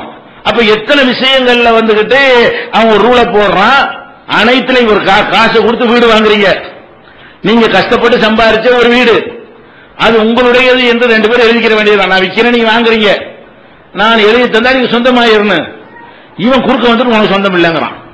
அட நான் விற்கிறேன் என் சொத்தை, நீங்க காசு கொடுத்து வாங்குறீங்க, ஒரு முடிஞ்சு வச்சா இல்லையா? அரசாங்கம் குறுக்கிட்டு என்ன பண்றான்? அதெல்லாம் முடியாது, நீ 1 லட்சம் ரூபாய்க்கு வாங்கினா எனக்கு 10,000 ரூபாய் கொடுங்கறான். நீ 1 லட்சம் ரூபாய்க்கு வாங்கின சொத்தை உன்னுடையதை ஆக்கிக் கொள்வதாக இருந்தால் இவ்வளவு ரூபாய்க்கு பத்திரம் வாங்கு. பத்திரம் வாங்கின பேப்பருக்கு 10,000 ரூபாயா? அந்த பேப்பர் 10,000 ரூபாய் பெருமா? பெருமையாது, பொட்டலும் மடிக்கணும், அவ்வளவுதான். அந்த மாதிரி ஒரு பேப்பர் கொடுத்து என்ன செய்யறான்? இந்த 10,000 ரூபாய் கொடு. 1 கோடி ரூபாய்க்கு சொத்து வாங்குறியா? 10 லட்சம் எனக்கு வெட்டுங்கிறான். குடும்பம் தான். ஆனா யாராவது அதெல்லாம் முடியாதுன்னு போனீங்களா? ஏன் முடியல? எதிர்த்து நிக்க இயலாது. எதிர்த்து நிக்க இயலல என்னும் போது என்ன எப்படி புரிஞ்சுக்கிறோம்? உள்ளது உள்ளபடி புரியணுமா இல்லையா? அட எதிர்க்க முடியாத இடத்துல வரும்போது அதான் சரின்னு போய்கிட்டு இருந்தோம்னா ஏன் டென்ஷன் வருது? உங்கள யாருக்காவது இந்த மாதிரி வரி சொத்து வாங்குறதுக்கு பத்திரப்பதிவுக்கு பணம் செலவழிக்கிறோமே இப்படி நினைச்சு அழுது புலஞ்சு யாராவது இருந்திருக்கீங்களா? இது அநியாயம் தான். இது அநியாயமா இல்லையா? ஒரு தீப்பெட்டி வாங்குறீங்க, 50,000 தீப்பெட்டி வாங்குறது 1 ரூபா கொடுக்குறீங்க, இது அநியாயம் மனசுல படுது. 50,000 தான் தீப்பெட்டி வேலை, அவனுக்கு அந்த வரி இந்த வரி போட்டு இன்னொரு 50,000 வாங்குறான், 1 ரூபா கொடுக்குற அநியாயம் அப்படின்னு தெரிஞ்சா என்ன செய்றீங்க? இதை நினைச்சு எத்தனை ஒரு தூங்காம இருந்தீங்க? அரிசி வாங்குறீங்கன்னா அரிசி விவசாயிக்கு கிடைக்கிறது 20 ரூபாய் கிடைச்சுன்னு சொன்னா அந்த வரியில 15 ரூபாய் அரசாங்கத்துக்கு போகுது. கொடுக்கத்தான் செய்யறோம், தப்பு தான், அது அநியாயம் தான். ஆனால் நம்ம என்ன செய்யறோம்? கொடுக்கவும் செய்யறோம். அழுத்தம் யாருக்காவது வந்துச்சா? மன அழுத்தம், மனக்குழப்பம் வந்துச்சா? உங்களை அவசரத்துக்கு போகும்போது சேஃப் லைட் நிப்பாட்டினானே, இதுக்காக எத்தனை நாள் தூங்காம இருந்தீங்க? நின்றுறீங்க, எவ்வளவுதான். உடைக்கிற யாருமே அது நம்மளை பாதிக்கவே இல்லையே. உள்ளது உள்ளபடி புரிந்து கொள்றோம். எப்படி புரிஞ்சுக்கிறோம்? மேல இருந்து ஒரு ஆர்டர் வந்தா கட்டுப்படுவதை தவிர நமக்கு என்ன இருக்குது? நம்ம விட கொஞ்சம் கூடுதல் சக்தி உள்ளவர்களிடமிருந்து ஒரு உத்தரவு வறுமையானால் பலவீனமா இருக்கக்கூடியவர்கள் அது பிடிக்கோ பிடிக்கலையோ, நல்லதுன்னு படுதோ படலையோ, நமக்கு துன்பமா இருக்கோ இல்லையோ, அதை எதிர்த்து என்ன செய்ய முடியும்? இப்படி நினைத்துக் கொண்டு உலகத்தில் நடக்கிறமா இல்ல, எல்லா மனிதர்களும் எல்லா நாடுகள்லையும் இப்படித்தானே வாழ்றாங்க. இதுல எவனுக்கும் மன அழுத்தம் வரணும். எந்த ஒரு மனிதனுக்கு என்ன செய்யல, பிடிக்காத சொன்னா கூட அவனுக்கு அது ஒரு போராட்டம் பண்ணுவான், கோஷம் கூட முடிஞ்சு வைக்கிறார். அவ்வளவுதான். அதிகபட்சமா பெட்ரோல்களை ஒசத்தாதேன்றதுக்காக வேண்டி என்ன செய்வான், ஒரு நாளைக்கு எல்லாரும் குடிக்கிட்டு 200 என்ன செய்வாங்க, ஒசத்தாத ஒரு சத்தத்தை போடுவாங்க. அதுல கலந்து போயிடுவாங்க. அடுத்த நாளைக்கு அதே மாதிரி பெட்ரோலை போட்டுட்டு தான் இருப்பான், அதே மாதிரி போயிட்டு தான் இருப்பான், அதே மாதிரி வரி கொடுத்துட்டு தான் இருப்பான். அதை வச்சுக்கிட்டு அவனுடைய வாழ்க்கை ஏதாவது பாதிக்குமா? அவனுடைய ரொட்டீனான எந்த ஒரு வேலையாவது பாதிக்குதா? பெட்ரோல் குடி போச்சுங்கிறதுக்காக வேண்டி 4 தடவை போற இடத்துக்கு 3 தடவை போறான், ஒண்ணுமே குறையாது. அதே மாதிரி தான் அவன் நடந்து கொண்டே இருக்கிறான். எதனால இப்பெல்லாம் நம்ம செய்யறோம்? இதுல எல்லாம் உள்ளூர் விளைக்கிறோம். எப்படி விளைக்கிறோம்? இதுல இன்னும் பேசி என்ன ஆக போகுதுன்னா, நம்ம கட்டுப்பாடு 10 லட்சம் செலவுக்கு நான் ரூபா தரமாட்டேன், நான் எங்களுக்குள்ள எழுதிக்கிறோம்னு சொன்னா நம்ம சொத்து ஆகாது, எவனை ஆக்கிரமிச்சுட்டு போயிருவான். வித்தவன் செய்வான், அவிக்கலன்றுவான். அப்ப நம்முடைய சொத்தாக ஆக்குவதற்காக வேண்டிய அரசாங்கத்துல பத்திரப்பதிவு ஒரு கட்டணத்தை வைத்திருந்தால் அதை கொடுக்கத்தான் செய்யணும். இப்படி நிறைய விஷயங்கள்ல ஒரு அரசாங்கம் உத்தரவு போடும் பொழுது அது அந்த உத்தரவு பலரை பாதிக்கிறது. அந்த உத்தரவு அதுல சம்பந்தப்பட்டவன் கண்டிப்பா என்ன செய்யும், சின்ன அளவுக்காவது பாதிக்கும். பெரிய விஷயங்கள் பெரிய அளவு பாதிக்கும், சின்ன எல்லா உத்தரவும் பாதிக்கத்தானே செய்யும். புகைப்படத்தோட அடையாளத்தை புகைப்படம் எடுக்க போனா அது மெனக்கிறது தானே. அதுக்குன்னு ஸ்டுடியோக்கு போனா அது 10 ரூபா செலவழிக்கணுமா, இல்ல 100 ரூபா செலவழிக்கணுமா, அது கூட பாதிக்கத்தான் செய்யுது. அப்ப எந்த ஒரு காரியத்தை ஒரு மேல இருந்து உத்தரவு வந்தாலும் அதை செய்யறதா இருந்தால் நமக்கு ஒரு கஷ்டம் இருக்கத்தான் செய்கிறது. சில விஷயங்கள் பெரிய கஷ்டமா இருக்கும். இன்னும் சொல்ல போனா வரி வாங்குறாங்க, வருமான வரின்னு வாங்குறான். எவ்வளவு வாங்குறான்? 40% வரைக்கும் வாங்குறாங்க. ஒருத்தன் 10 லட்சம் ரூபாய் வருமானம் வந்துச்சுன்னு சொன்னா அவன் 4 லட்சம் ரூபாய் வரி கட்டணும். அதுக்குதான் கருப்பு பணம் எல்லாம். எதனால கருப்பு பணம் வருது? வாங்கல பாதி கொண்டு வரி கட்ட முடியுமா? அப்ப இந்த அரசாங்க ஊழியர்கள் மாத்திரம் தான் வருமான வரியை கட்டுறாங்கன்னு சொல்ல எடுத்துக்கிறான், புடிச்சுக்கிட்டு தான் கொடுப்பான். அவனா கட்ட சொன்னா கட்ட மாட்டான். கவர்மெண்ட் சர்வெண்ட் என்ன செய்வான், அந்த வருமான வரியை புடிச்சுக்கிட்டு சம்பளத்தை கொடுக்கறதுனால அவன் மட்டும்தான் வரியை ஒழுங்கா கட்ட கட்டுறானே தவிர யாராவது கட்டுறான்னு கட்ட மாட்டாங்க. ஏன்? அவ்வளவு கொடுமையா இருக்கிறது. ஆனால் முடிஞ்சளவுக்கு பாக்குறான், மாட்டிக்கிட்டா கட்டிட்டு போயிடுறான், மாட்டினா தவிச்சிட்டு போறான். ஆனாலும் இதுக்காக வேண்டி ஒரு பெரிய டென்ஷன் ஆகி அழுத்தத்துக்கு உண்டான அவள. அப்ப நம்ம என்ன புரிந்து கொள்ளணும், என்ன யதார்த்தமான நிலைமையோ அதை புரிந்து கொண்டோமையானால் அது நம்முடைய உள்ளத்தை அழுத்தாது. சின்னதா ஒரு முள்ளு குத்துற மாதிரியான ஒரு பாதிப்பை ஏற்படுத்துமே தவிர நம்மளை புரட்டி போடக்கூடிய ஒரு பாதிப்பை ஏற்படுத்தாது. தூங்கவே முடியாத, சாப்பிடவே முடியாத, வேற வேலையில ஈடுபடவே முடியாத இந்த மாதிரியான ஒரு விஷயத்தை என்ன செய்யாதது, ஏற்படுத்தாது. அப்ப அந்த மாதிரி வச்சு பார்க்கும் பொழுது இப்ப உங்களுக்கு வறுமை, உங்களுக்கு கடுமையான வறுமை இருக்கிறது. இந்த வறுமை எங்க இருந்து வருது? யார் கொடுத்தா? ஒரு சூப்பர் பவர் இருந்து வந்திருக்கிறது. நீங்க வறுமையை வச்சுட்டு எதிர்த்து கோஷம் போராட்டம் பண்ண முடியுமா? சிறை நிரப்பும் போராட்டம் அறிவிக்க முடியுமா? ஒண்ணும் முடியாது. அவன் தீர்மானிச்சு நடக்கத்தான் செய்யும். அவன் சரியான எல்லா அறிவாளி விவரமான ஒருத்தன் அந்த உத்தரவு வருகிறது, அதை எதிர்த்து நம்மால் ஒன்றும் செய்ய முடியாது. அப்ப அவன் இதை செய்யறவன் பெரிய ஒரு ஆளா இருக்கும் பொழுது சரி நமக்கு ஏதோ இது செய்யறான் என்று ஒருவன் புரிந்து கொண்டானேயானால் அவனுக்கு முக்காவாசி டென்ஷன் குறைஞ்சிடும். இது பொதுவான மெடிசன். இது தனியா வறுமைக்கு நோய்க்கு தனித்தனியா இருக்கிறது. பொதுவா நம்ம என்ன புரிஞ்சுக்கிறோன்னே, நம்ம யாரு, இதை செய்யறவன் யாரு. ஒரு கவர்மெண்ட்டுக்கு நமக்கு மத்தியில் இவ்வளவு பயப்படுறவன் கோடானு கோடி கவர்மெண்ட்டுக்கு சமமானவன், மேலானவன். கோடான கோடான கவர்மெண்ட்டுக்கு சமமானவனாக அல்லாஹ் இருக்கும் பொழுது அவனிடமிருந்து இது வருகிறது என்று நம்பினால் நமக்கு குழப்பம் வருமா? அதுக்கு தான் அல்லாஹ் என்ன செய்யறான்னு கேட்டா, தன்னை பற்றி பல ஆற்றல்களை சொல்லி காட்டுறான். நான் எப்படிப்பட்டவன்? இன்னமா கவுலுனாலி செய்யின் இதா அரதுனாவு அந்நகூலகு குன்பயக்கும். என்னை பொறுத்த வரைக்கும் ஒரு பொருளை உண்டாக்க நாடினால் ஆகும், உடனே ஆயிரும். உட்கார்ந்து மெனக்கட்டுக்கிட்டு உருட்டி திரட்டிக்கிட்டு இருக்கிறதெல்லாம் நமக்கு தேவை கிடையாது. நான் எப்படிப்பட்ட ஆற்றல் உள்ளவன் என்று சொன்னால் ஆகுண்ட ஆகிவிடும். இப்படியான ஒருத்தனாக்கு இதை சொல்றான்.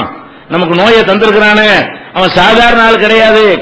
ஆகுண்ட ஆயிரம் அவன் வேணும்னு நமக்கு செஞ்சிருக்கான். ஆகுண்ட ஆயிரம் அளவுக்கு இந்த வானபூமி பிரம்மாண்ட அனைத்தையும் படைப்பதற்கு கூட ஆகுண்ட ஒரு உத்தரவில் அவனை ஆக்கிவிட முடியும். அதோடு ஒப்பிடும் பொழுது நமக்கு வந்த வறுமை நோயெல்லாம் ஒரு மேட்டர் கிடையாது. ஆனாலும் அவன் அவ்வளவு பெரிய ஆற்றல் உள்ளவனாக இருந்து நமக்கு இதை தந்திருக்கிறான் என்று சொன்னால் அவனுக்கு முடியாம நமக்கு இப்படி செய்யல. அவனுக்கு ஏழும் நோய் இல்லாம ஆக்க முடியும், வறுமை இல்லாம ஆக்க முடியும். அவன் வேண்டுமென்று இதை செய்கிறான். அப்படிப்பட்ட ஒரு சூப்பர் பவர் விளங்கிக் கொள்ள வேண்டும். அதே மாதிரி இன்னமா அம்ருஹு இதா அராத செய்யன், யக்கூலஹு குன் ஃபயகூன், அவன் ஒரு பொருளை உற்பத்தி செய்ய நாடினானேயானால் ஆகுமா ஆகிவிடும். இதைத்தான் நம்ப சொல்றான். முதல்ல அல்லாஹ் எப்படி சொல்லிட்டான்னா, என்னைய வல்லமை மிக்கவன் ஃபர்ஸ்ட் நம்பு, வலிமை மிக்கவன் சக்தி மிக்கவன் என்று நம்பு. அதே மாதிரி அல்லாஹ் பல இடங்கள்ல கேட்கிறான், அம்மன் கலக்க சமாவாத்தி உள்ளர், வானங்களை பூமியை எல்லாம் படைச்சவன் யாருடா, அன்சலக்கும் மினசமாயி மான், வானத்திலிருந்து தண்ணீரை இறக்குறமே அது யார் செய்யற வேலை, பம்பத்னாபிகி ஹதாயிக்கு தாத்த பகஜத்தின், செழிசெழிப்பான தோட்டம் துறவுகளை எல்லாம் அதன் மூலம் உற்பத்தி ஆக்குறோமே, மா கானலக்கும் அன் தும்பித்து ஷஜரகா, ஒரு மரத்தை கூட உங்களால் முளைவிக்க முடியாத, இதை செய்யறவன் யார், நான் இல்லையா? அல்லாஹ் கேட்கிறான். நான் தான் இதெல்லாம் சொன்னேன், எப்படிப்பட்ட ஆளு உனக்கு இதை செஞ்சுட்டு இருக்கிறேன், ஒண்ணும் இல்லாம நிர்வாகம் பண்ண நினைச்சிட்டு இருக்கிறியா? எதை வேண்டாலும் செய்வதற்கு சக்தி உள்ள ஒருத்தனாக இருந்து கொண்டுதான் இவ்வளவு வேலையை நான் பார்த்துக்கிட்டு இருக்கிறேன், எனக்கு எல்லாம் முடியும். அப்ப இப்படிப்பட்ட ஒருத்தன் செஞ்சால் நமக்கு புரியாவிட்டாலும் அதுல என்னமோ இருக்குது, பெரிய இடத்துல வந்திருக்கிறது, அப்படி நீ விளங்க வேண்டும் என்பதற்காக வேண்டி அல்லாஹ் கேட்கிறான். அம்மன் ஜாலல் 27-60 வசனத்தில் அப்படி சொல்லுகிறான். அம்மன் ஜாலல் அருள கராரன் வஜால ஹிலாலஹா அன்ஹாரன் வஜாலலஹா ரவாசிய வஜால பைனல் பஹ்ரைனி ஹாஜிஸா. அல்லாஹ் கேட்கிறான், இந்த பூமியை வசிப்பிடமா உங்களுக்கு ஆக்குனது யாரு? சுத்தி கொண்டு சுழன்று கொண்டு இருக்குது பூமி, ஆனா நமக்கு தெரியவே இல்லை. இப்படி எவன் ஆக்கி வச்சிருக்கிறான்? அதே மாதிரி அதுக்கு இடையில நதிகளை எல்லாம் ஓட வச்சிருக்கிறது யார்? நீ செஞ்ச நான் செஞ்சனா? அல்லாஹ் கேட்கிறான். அதற்கு மலைகளை போட்டது முளைகளாக நிறுவி இருக்கிறேனே அதை செஞ்சது யாரு? வஜால பைனல் பஹ்ரைனி ஹாஜிஸா, இரண்டு கடல்களுக்கு மத்தியிலே திரையை ஏற்படுத்தினது யார்? நானா நீனா? இலாஹும் அல்லாஹ், அல்லாஹ்வோடு வேற கடவுள் இருக்கிறானா? என்னைய தவிர வேற ஒரு இருந்தான்னு சொன்னா இந்த ஆட்சிக்கு போல அந்த ஆட்சி ஓட்டு போட்டு போடலாம். யார் இருக்காங்க? அங்க என்ன செய்வோம்? ஒரு ஆட்சியில வரி அதிகமாகி போச்சு, ஒரு ஆட்சியில கொடுமை அதிகமாக போச்சு, உடனே என்ன செய்வோம்? வரட்டு 5 வருஷம் முடியட்டும் வா, அப்ப வருவில ஓட்டு கேட்டு வருவில பாத்துக்கிறோம் சொல்லலாம். இங்க என்ன, அவன் தானே எல்லாமே இருக்கிறான், இதை விட்டுட்டு எங்க போக போறியாங்கிறேன். அல்லாஹ் வறுமையை தந்துட்டாங்கிறதுக்காக வேண்டி வேற எல்லாட்ட போயிட முடியுமா? அல்லாஹ் நோயை தந்துட்டா, நீ சரியில்லப்பா நீ வாப்பான்னு சொல்லி கூப்பிட முடியுமா? வேற இருக்கானா? அதெல்லாம் அப்படி கேட்கறான். எங்கட என்ன யதார்த்தமா அதை புரிஞ்சிக்க. நீ அற்பத்தில் அற்பமான ஒரு ஆளு, நான் எங்கேயும் இருக்க பிரம்மாண்டமான ஒரு சூப்பர் பவரான ஒருத்தர் செஞ்சுக்கிட்டு இருக்கிறேன், என்கிட்ட வந்துட்டு எதிர்த்துக்கிட்டு எனக்கு நீ போட்டி போட பாக்குறியா என்பதற்காகத்தான் அல்லாஹ் 27வது அத்தியாயத்துல 60ல இருந்து வரிசையா ஒண்ணுனா கேள்வியா கேட்கிறான். அனைத்தும் அவனுடைய ஆற்றலை வெளிப்படுத்தக்கூடியதாக இருக்கிறது. அதே மாதிரி கேட்கிறான், உங்களுக்கு பகல் எப்போதுமே கியாமத் நாள் வரைக்கும் முழு இரவாக நான் ஆக்கிவிட்டால் அதுக்கு பகலை கொண்டு வர எவனாச்சு இருக்கிறான்னு இருக்கிறான். அல்லாஹ் என்ன செய்யறான்? நான் எப்படிப்பட்ட ஆளு என்று கேட்டால், புல் அரையத்தும் இன்ஜாலல்லாஹு அலைக்கும் லைல சர்மதன் இலா யௌமில் கியாமா, கியாமத் நாள் வரைக்கும் இப்ப இருட்டா இருக்கிறோம்ல, இப்படித்தான் இனிமே விடியவே விடியாது என்று ஆக்கிவிட்டால், மண் இலாஹுன் கைருல்லாஹி யஅதிக்கும் இல்லையாயின், உங்களுக்கு வெளிச்சத்தை கொண்டு வர்ற வேற கடவுள் இருக்கிறானா? என்ன விட்டா யார் இருக்காங்கிறதே கேட்கறான். கேட்கிறான், நீ என்னத்த கஜகரணம் போட்டு பாரு, நீ தலைகள் நின்று புலம்பிப்பாரு, உனக்கு எனக்கு அது வந்துருச்சு இது வந்துருச்சு நான் தானே கிடைச்சேன், நீ என்னத்த புலம்பு, என்ன விட்டு எங்க போயிருவ? நான் தானே எல்லாம், எங்களும் அனைத்தும் இருக்கிறது. அப்ப எங்கள எல்லாம் இருக்கும் பொழுது என்ன செய்யணும்? என்னை எதிர்க்கணுங்கிற ஒரு எண்ணம் உள்ளத்துல இருந்தா தான் உனக்கு மன அழுத்தம் வர, ஒபே பண்ணணும், கட்டுப்படணும். பெரிய இடத்து உத்தரவு என்ன செய்யணும்? ஏதோ ஒண்ணு இருக்கும், அவனை மீற முடியாது. ஒரு ராஜாக்கு பயப்படுற, மன்னனுக்கு பயப்படுற, போலீஸுக்கு பயப்படுற, ராணுவத்துக்கு பயப்படுற, துப்பாக்கிக்கு பயப்படுற, படிச்சவனுக்கு பயப்பட மாட்டியா என்று அல்லாஹ் என்ன செய்யறான்? இந்த மன அழுத்தத்தை இது குறைக்கும். இப்படி நம்பி பார்த்தோமே ஆனால் கண்டிப்பா அவன் மன அழுத்தம் போய்விடும். அதே மாதிரி திருப்பி அல்லாஹ் கேட்கிறான் 28வது சூராவில் 71, 72 வசனங்கள்ல, இன்ஜாலல்லாஹு அலைக்கும் நஹார சர்மதன் இலா யௌமில் கியாமா, கியாமத் நாள் வரைக்கும் பகலாக ஆக்கிவிட்டேன். உனக்கு அமைதி தரக்கூடிய இரவை கொண்டு வருவன் யாரு? அப்ப பகலாகவே ஆக்கிவிட்டால் இரவையும் கொண்டு வர முடியாது, நான் இரவாகவே ஆக்கிவிட்டால் பகலையும் கொண்டு வர, வேற எவன் இருக்கிறான்? ஒருத்தன் கிடையாது. அப்ப வேற ஒருத்தன் இல்லைங்கும் போது அந்த ஒருத்தன் தான் அனைத்துக்கும் அதிகாரியாக உத்தரவு போடக்கூடிய இடையில இருக்கும் பொழுது நம்ம இது எப்படி எதுக்கிறது? அவ்வளவு பெரிய இடத்தை எதிர்த்து நிக்க இயல்மா நமக்கு? இப்படி நம்ம நினைத்தோமையானால் அப்ப சரி, அல்லாஹ் நம்ம இறைவன் நமக்கு நன்மைக்கு செய்யறான், அவனை ஏத்து நமக்கு என்ன, நம்முடைய பலவீனத்தை உணர்ந்து, இந்த பலவீனத்தை உணர்ந்து கொண்டாலே எல்லாமே என்ன செய்யறேன்? அழுத்தங்கள் குறைந்து விடும். இன்னும் அல்லாஹ் சொல்லி காட்டுகிறான், மா ஹல்குக்கும் வலா பாசுக்கும் இல்லாக்க நப்சின் வாஹிதா. இன்னைக்கு 700 கோடி பேர் இருக்கிறோம். ஆதம் அலைஹிஸ்ஸலாம் காலத்துல எடுத்தா பல ஆயிரம் கோடிக்கு மேல போகும். உலகம் அழியிற வரைக்கும் எடுத்தோம்னா இன்னும் பல ஆயிரம் கோடி பேர் மக்கள் தொகை வந்துடும். அல்லாஹ் சொல்லி காட்டுறான். இவ்வளவு பேரும் ஒரு 10,000 கோடின்னு வச்சுக்கிறோமே, இந்த 10,000 கோடி மக்களையும் படைக்கிறது இருக்க, இவற்றை படைப்பது என்னை பொறுத்த வரைக்கும் நஃப்ஸின் வாஹிதா, ஒத்தனை படைக்கிற மாதிரி தான். ஒருவனை படைப்பதற்கு என்ன, ஆனா அல்லாஹ்வுடையது அப்படி படைக்கவே இல்லை. இந்த மைக்க படைக்கிறான்னு சொன்னா இதே மாதிரி தான் எல்லாமே இருக்கும். இந்த மைக்க படைக்கிறான்னு வைங்களேன், இதுக்கு நம்பரை பார்த்துட்டீங்கன்னா இதே மாதிரி 1000 செய்வான், ஒண்ணு செஞ்சா கட்டுப்படி ஆகாது. இதே மாதிரி எந்த பொருளை வாட்ச் செஞ்சாலும் சரி, போன் செஞ்சாலும் சரி, உங்களுக்கு ஒரே ஒரு போனை செஞ்சு தருவானா? ஒரு போனை தயாரிச்சான்னு சொன்னா அதுல 1,00,000 பீஸ் அடிப்பான். ஒரு பேனாவை தயாரிச்சான்னு சொன்னா அதுல 1,00,000 போடுவான். அப்படித்தான் இவனுக்கு செய்ய முடியும். நிறைய ஒவ்வொன்றும் ஒவ்வொரு விதமா இருக்காது. அல்லாஹ் படைச்சிருக்கிற ஒவ்வொன்றும் ஒரு விதம். இங்க இருக்கிற யாரும் ஒருத்தமா சொல்ல முடியுமா? அவன் படைச்ச எல்லாமே ஒரே மாதிரி கிடையாது. ஒவ்வொன்றும் தனித்தனியா தான், ஒவ்வொருத்தரும் தனித்தனியா தான் படைக்கிறான். இவன் ஒன்ன படைச்சிட்டு மத்தெல்லாம் மோல்டு பண்ணி ஊத்தி ஊத்தி எடுக்கிறாங்க. இவங்க மோல்டு பண்ணி எடுத்து இது மாதிரி தயாரிச்சுக்கிட்டு ஊத்தி ஊத்தி மிஷின்ல எடுத்துறாங்க. அல்லாஹ் என்ன செய்யறான்? ஒவ்வொரு ஆளையும் தனித்தனியாகவே படைக்கிறான். அதனால ஒருத்த மாதிரி ஒருத்தன் கிடையவே கிடையாது. 10,000 கோடி பேரை நிப்பாட்டினால ஒவ்வொருத்தனுக்கும் வித்தியாசம் இருக்கும். ஒரே மாதிரி காட்டவே முடியாது. அப்படி புள்ளு அல்லாஹ் சொல்லி காட்டுறான். உனக்கு அப்படி தெரியுதா, எனக்கு அப்படி தெரியல, ஊரால படைக்கிற மாதிரிங்கிறான். அல்லாஹ் என்ன செய்யறான்? இல்லா கனப்ஸின் வாஹிதா, உங்களை படைக்கிறது, உங்களை திரும்ப எழுப்புறது இருக்க, உங்க அனைவரையும் அது ஒரு உயிரை போலதான். ஒரு உயிரை எழுப்புவதற்கு என்ன வேலையோ அதுதான் 10,000 கோடிக்கு ஆகு. அவ்வளவுதான் முடிஞ்சு வச்சுக்கத. ஒரு ஆளை பார்த்து ஆகுண்டாலும் ஆகுங்கிற சொல்லுதான். மும்பிட்டு பேர 10,000 பேர் ஆகுன்றான். 10,000 ஆயிரும். 10,000 பேர் தொலைஞ்சு போமா. ஒருத்தனை தொலைஞ்சு போறதுக்கு அந்த ஒரு சொல்லுதான். 10,000 பேரை தொலைஞ்சு போக சொல்றதுக்கு ஒரு சொல்லு தானே. அவன் இந்த மெட்டீரியல் வச்சு உருட்டிக்கிட்ட செய்ய வேண்டி இருக்கிறது. அப்ப எல்லாமே ஆகு என்று ஆக்கக்கூடியவனா இருக்கிறதுனால இதெல்லாம் ஒரு பெரிய மேட்டர். அப்படி இடத்துல இருந்து கொண்டு இந்த உத்தரவு வருகிறது. ஃபர்ஸ்ட் விளங்க வேண்டிய விஷயம், அல்லாஹ்வுடைய வல்லமை நீ விளங்கிக் கொள்ள வேண்டும். இன்னும் சொல்ல போனா அல்லாஹ் சொல்றான், இன்னஸ நக்ஸிபு பிஹிமுல் அர்ல அவ் நுஸ்கித் அலைஹிம் கிஸபம் மினஸ் ஸமா. அடுத்து அல்லாஹ் சொல்றான், நான் நினைச்சதை செய்யறேன், எல்லா சக்தியும் எனக்கு இருக்கிறது. நான் நினைச்சேன்னு சொன்னா இந்த பூமிக்குள்ள அப்படியே உங்களை புதைய வச்சு போடுவேன். அதை எவனை என்கிட்ட கேட்க இயலாது. அப்படி செய்ய அவனை கேட்க இயலுமா? இந்த பூமிக்குள்ள எத்தனை பேர் அல்லாஹ் என்ன செய்யறான்? பூகம்பத்தின் மூலமாக, சுனாமியின் மூலமாக அப்படி உசுரோடைய கொண்டு போய் விடுகிறான். இதை பத்தி எவனுக்காக கேள்வி கேட்க இயலுமா? நான் நினைச்சா இதை கூட செய்வேங்கிறான். யுதுஹிபுக்கும், அவன் நினைத்தால் உங்களை அழித்து விடுவான். ஜதீத், வேறொரு படைப்பையும் உண்டாக்குவேன். ஒமா தாலிக அலல்லாஹி பி அஸீஸ், அல்லாஹ் எனக்கு இது பெரிய மேட்டரே கிடையாது. நினைச்ச அம்புட்டு பேரையும் ஒரு உத்தரவுல காலி பண்ணிவிட்டு ஒரு உத்தரவுல இதே மாதிரி உண்டாக்கி ஆட்டிவிடுவான். அப்படிப்பட்டவனாக்க நான் என்ன செய்யறான்? அப்ப அந்த அவனுடைய வல்லமை மனசுல உட்காரல. பேருக்கு இறைவனை நம்புறமே தவிர இறைவனை அவனுடைய ஆற்றலோடும் அவனுடைய பவரோடும் அவனுடைய அதிகாரத்தோடும் உள்ளத்தில் இருத்தி வைத்துக் கொண்டோமே. ஆனால் ஒரு அரசாங்கத்தினுடைய உத்தரவை கட்டுப்படும் பொழுது எப்படி நமக்கு அழுத்தம் வராதோ, குழப்பம் வராதோ, அதே மாதிரியான ஒரு லைட்டாக எடுத்துக் கொள்ளக்கூடிய ஒரு மனநிலை நமக்கு தானாகவே வந்துவிடும். அதுதான் அல்லாஹ் சொல்லி காட்டுறான். அதே மாதிரி அவளை செல்லதி ஹலக்க சமாவாத்தி உள்ளவர்கள் காதிரின் அலா எகுலுக்கு மிதலகும், இந்த வானம் பூமி எல்லாம் படைச்சிருக்கிறேனே, உன்னைய மாதிரி படைக்கிறது பெரிய விஷயமாப்பா, இதையே நான் படைச்சவனாக்கு அப்படின்னு அல்லாஹ் சொல்லி காட்டுகிறான். அப்ப இந்த விஷயங்கள் எல்லாம் அவனுடைய வல்லமையை சொல்லி காட்டுகிறான். ஃபர்ஸ்ட் விளங்கிக் கொள்ளணும்.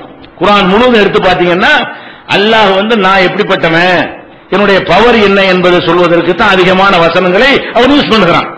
ரெண்டாவது என்ன செய்யறான்? பவர் இருக்குல்ல, பவர் இருக்கிறதோட நினைச்சதான் செய்வேன். யாரையும் கேட்டு இவர் புண்படுவாரு, அவர் வருத்தப்படுவாரு, இவர் நல்லடியாரா இருக்கிறாரு, இவர் மகானா இருக்கிறாரு, ஊர்லாம் சேர்ந்து போராட்டம் பண்ணிடுவாங்கள, இந்த மாதிரி எல்லாம் பாக்குறாளா? லா யுஸ்அலு அம்மா. ரெண்டாவது விஷயம், முதல்ல அவனுடைய ஆற்றலை புரிந்து கொள்ள வேண்டும் ஒரு விஷயம். ரெண்டாவது என்னன்னு கேட்டா, அவன் நினைச்சதை செய்யறவன். என்ன நினைச்சான் அதான், எந்த கிரவுண்ட்லயும் வரவே மாட்டான். என்ன செய்யறான்? நான் நாடுனா மன்னிப்பேங்கிறான், நாடுனா தண்டிப்பேன், நாடுனா தான், வேற எந்த அளவும் கிடையாது. ஒரு தப்புமே செஞ்சிருக்க மாட்டான். நான் இந்த மன்னிப்பு என்னடா, நான் சொர்க்கத்தில் கூட எவன் கேட்க முடியும்? ஏன் சொர்க்கம்? நான் உன்னை படைச்சிருக்கிறேன். அல்லாஹ் எப்படி கேட்கிறான்? யக்பிர்லி மையஷா, நாடுனா மன்னிப்பேன். யுஅஸிபு மையஷா, நாடுனா தண்டிப்பேன், நாடுனா செல்வத்தை கொடுப்பேன், நாடுனா எடுப்பேன். கணக்கெல்லாம் கிடையாது. நான் நினைச்சதும் செய்வேன். நான் நினைச்சதைத்தான் செய்வேனே தவிர, நினைச்சா பதவியை கொடுப்பேன், நினைச்சா பதவி எடுப்பேன், நினைச்சா அறிவு கொடுப்பேன், அப்படி நிறைய வசனம் இருக்குல்ல குர்ஆன்ல. எடுத்து பாத்தீங்கன்னா எல்லாமே மையஷா மையஷான்னு வரும். யூத்தில் ஹிக்மத்த மையஷா, அறிவை நாடியவர்களுக்கு கொடுப்பான். அதே மாதிரி எரிசுக்கு மையசா, நாடியவனுக்கு ரிஸ்கை கொடுப்பான். புள்ள குட்டியை கொடுக்கும் பொழுது நாடியவர்களுக்கு கொடுப்பேன். எல்லாமே என்னது, இவனுக்கு ஏன் கொடுத்த, நான் கொடுப்பேன், இவனுக்கு ஏன் கொடுக்கல, கொடுக்க மாட்டேன். அதான் பதில். அல்லாஹ்வுடைய பதில் என்ன, இவனுக்கு ஏன் பிள்ளைய கொடுத்த, அப்படிதானே கொடுப்பேன், இவனுக்கு ஏன் கொடுக்க, அப்படிதானே கொடுக்க மாட்டேன். இதான் அல்லாஹ். நீங்க என்ன விளைவிக்கிறேன்னு, நாங்க எல்லாம் எத்தனை நாளா எத்தனை தடவை நான் மனைவியோட சேர்ந்துட்டேன், 40 தடவை உடல் கொண்டேன், எனக்கு இல்லைன்னு கேட்க முடியாது. அவன் ஒரு தடவை போனா அவனுக்கு ஏன் கொடுத்துன்னு கேட்க முடியுமா? நான் நினைச்சா கொடுப்பேன், நினைச்சதான் மேட்ரு. என்ன, நான் 25 வருஷமா உழைச்சேன், எனக்கு பணம் வரல, அவன் நேத்தான் கடை வச்சான், கோடீஸ்வரன் ஆயிட்டான், கேட்க முடியுமா? அப்படித்தானே செய்வேமா? அல்ல யாரு ஒன்னும் பேசாத, நான் நினைச்சதை செய்யறவனுக்கு கீழே நீ இருக்கிற.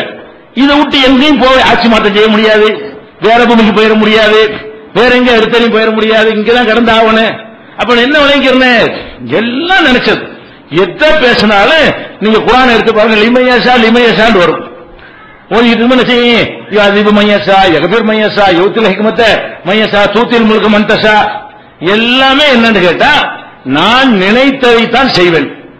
நான் எதை நினைக்கிறேன்னு செய்யறதுக்கு உள்ள அதிகாரம் எனக்கு இருக்குது. நீ எல்லாம் என்ன ஒண்ணு, நான் உன்னை படைச்சிருக்கிறேன், நீ நான் உண்டாயிக்கிறல. ஒரு அரசாங்கம் உன்னை படைக்கிற, ஒரு ஆட்சி படைக்கிறாங்க.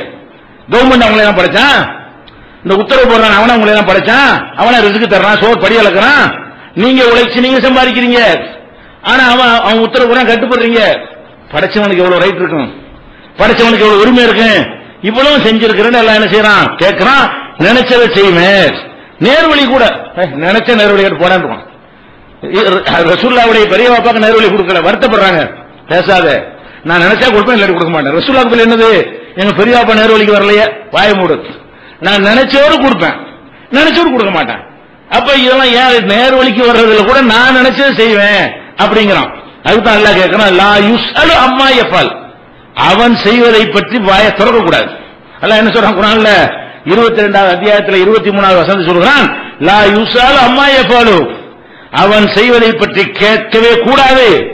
வஹும் யுஸ்அலூன், நீங்கள் தான் நீங்கள் செய்வதை பற்றி கேட்கப்படுவீர்கள். உங்களை கேள்வி நாங்க பண்ணதை விட என்ன கேள்வி நீங்க கேட்பீங்களா? அல்லாஹ் என்ன சொல்றான், கேள்வி கேட்கிறேன்னா பதில் சொல்ற இடத்துல நீ என்னப்பா எனக்கே வறுமையை கொடுத்த, எனக்கே அவனுக்கே அதை கொடுத்த, இவனுக்கே இதை கொடுத்த, இது ஏன் நீங்க கேட்கிற, அது என்னுடைய ரைட்.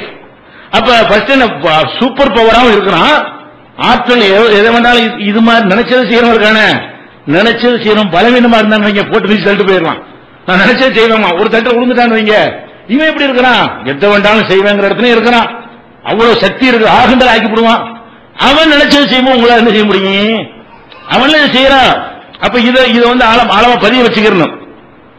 உதாரணத்துக்கு போனா நூஹ் நபி இருக்காங்கல்ல, அவங்க வந்து அவங்க மகனுக்கு வேண்டி அல்லாஹ்ட்ட கேட்கறாங்க. என்ன வெள்ளம் வருது, மகன் இஸ்லாத்துக்கு வரல, கப்பல்ல நல்லவங்க எல்லாம் ஏறிக்கிட்டாங்க. 3 கடிக்கிற நேரத்தில் மகனை கூப்பிட்டு என்ன செய்யறாங்க, கப்பல்ல ஏறிக்க பாக்குறாங்க, மாட்டேன்ட்டான். 3 கடிக்கப்படும் போது அல்லாஹ்ட்ட என்ன செய்யறாங்க, இன்னபுனி மின் அஹ்லி, யா அல்லாஹ் என் மகன் என் குடும்பத்தை சேர்ந்தவன் தானே, அவனை கொஞ்சம் காப்பாத்து அப்படின்னு கேட்கிறாங்க. அவன் கொள்கை ஏத்துக்கல. அப்ப அல்லாஹ் என்ன பண்றான், யானு இன்னஹு லைஸ மின் அஹ்லிக, அவன் உன் குடும்பத்தான் கிடையாது, உனக்கு பிறந்தவன் எல்லாம் குடும்பத்தான் யாருன்னு நானே தீர்மானிக்கிறேன். உன் குடும்பத்தை சேர்ந்தவன் யாருன்னு நீ தீர்மானிக்காத, அவன் உன் குடும்பத்தை சேர்ந்தவன் இல்லை. இன்னஹு அமலுன் கைரு சாலிஹின், இது நல்ல செயல் கிடையாது. ஃபலா தஸ்அல்னி மா லைஸ லக பிஹி இல்முன், உனக்கு அறிவு இல்லாத விஷயத்தை என்கிட்ட பேசாத.